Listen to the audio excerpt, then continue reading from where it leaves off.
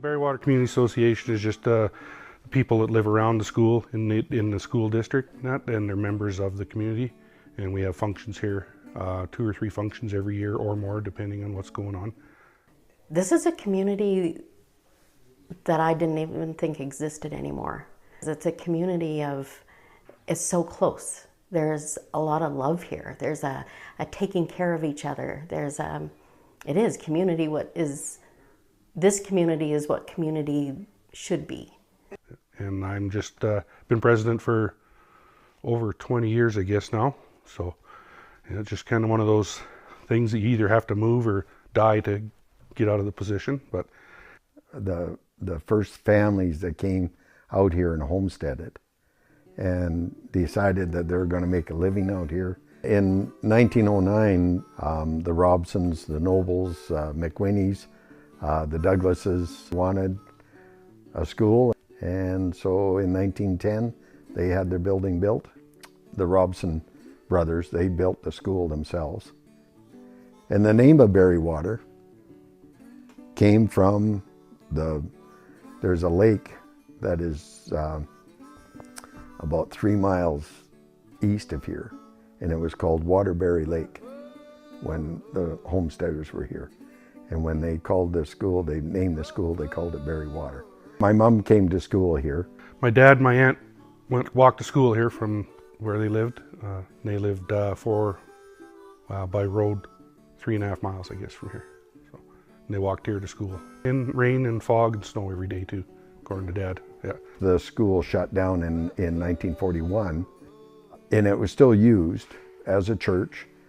And then in 1951, the local people were able to get money together and purchase a school and made it into a community center at that time.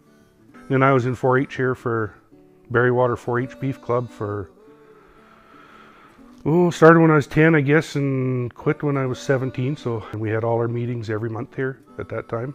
Okay, my dad was a member of the Farmers Union of Alberta originally. Barrywater was a chapter of that organization. And then Dad was a member of the community, paid up dues right until, well, I guess he passed away in August, this past August. And so, yeah, that would have been 91 years he was part of this community. The Barrywater women, they are the backbone of the community. They started up, I was going to say in the 1930s is when they started up. They support the community. The Barrywater women, they put on the showers for the local kids that get married here. Buildings changed quite a bit. The kitchen, I don't remember the kitchen addition being put on because it was done in '59. I was a little kid when they put the addition on the south, and a teenager when we did the one on the west side. And since then we've done some other improvements. So yeah, anytime something needs to be done in the hall, we just phone around, get the people that belong to the community and the ones that can come. We have a work bee and we get the stuff done and continue on. Yeah. When we have our Christmas concert and we have our pancake supper and we have our picnic during the summer, the neighbors all get together, and if new people in the area do come to live in our community, they are invited to come, and you try to make them part of the community. We moved here in the fall of '92, and I'm a city girl. My husband always wanted to live in the middle of nowhere. When he talked to Casey Douglas about this place and got directions how to get here, I actually threw them away so that he couldn't find it. But he drove almost straight here. Within months we had moved here. And it was so good. Our kids were little, our youngest was 4.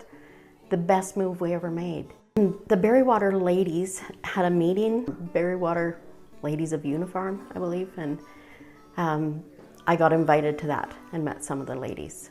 Our 100th anniversary for the Barrywater School was in August of 2010. I would say we probably had close to 150 people. And one lady, she came back via Robson. She lived about a mile north of the school here, and she was over 90 at the time and spry as ever and enjoyed Barrywater and wanted to be a part of it. So Oh, at the Christmas carol, I used to hate it when I was a kid because they made me go up and sing. But now as a dad, I've watched my kids go through the whole process of going up and sing. And my earliest memories, I guess, standing up in front of everybody, and I had to get up there and sing a song or recite something for Christmas, and we all did it until we got to the age where our parents couldn't drag us up there anymore. It's not Christmas until we have Barrywater Christmas. And the real Santa Claus comes to Barrywater. I was invited and just welcomed in. And this is home for me now. I mean, home is where you come to feel loved and safe and wanted. And I mean, that's what the community center is about, right? Is a place where everybody can get together and do their social thing together. And the building is just part of the community. It's just a structure. The community itself is the people in the area. And we are the Barrywater community.